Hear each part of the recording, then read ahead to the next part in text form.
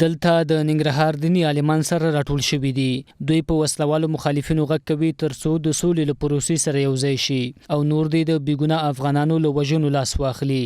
دیني عالمان وایي د سولې له پروسې څخه د ټولو افغانانو ملاتړ د هیواد د نیکمرغۍ په معنا ده چې په خبره یې بې له سولې ژوند نیمګړی دی.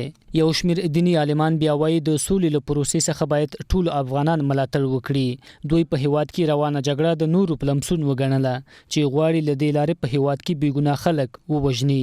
که چېرته طالبانو کې د موږ خبره نه مني، صلح نه مني او دې ته رجوع نه کوي، نو په کار دا ده چې بیا موږ دا غږ ټول علما اوچت کړو چې دا جنګ دی، دا جهاد نه دی. که ګورئ چې کوم دی کې صلح نه وي، د صلح ضد چې دا هغه فساد د جنګ ده، هلته جومات وران وي، هلته مدرسه وران وي، هلته مکتب وران وي، هلته په ارامه ژوند سړی نشي کولی، نو دغه ټول د انساني چې کوم ضرورتونه دي هغه ټول له منځه دي.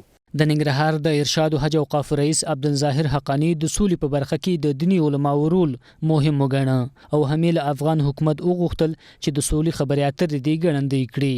حقانی په دې وروستیو کې د طالبانو څخه د روسي ملاتړ هم د اندېښنې وړ وګڼه چې طالب وسلوالو ته وسلې او نور جنگي مهمات ورکړي دي. نوموړي له افغان حکومت وغوښتل ترڅو د دیني عالمانو څخه کلک ملاتړ وکړي. اوس طالبان روسانو ته نږدې شوي دي او د روسانو سره روابط یا د روسانو روابط د دوی سره په روسیه هم زموږ غږ دا ده چې د افغانستان په داخلي چارو کې مداخله ونه کړي. دوی یو ځل د افغانانو ګزار لیدلی ده.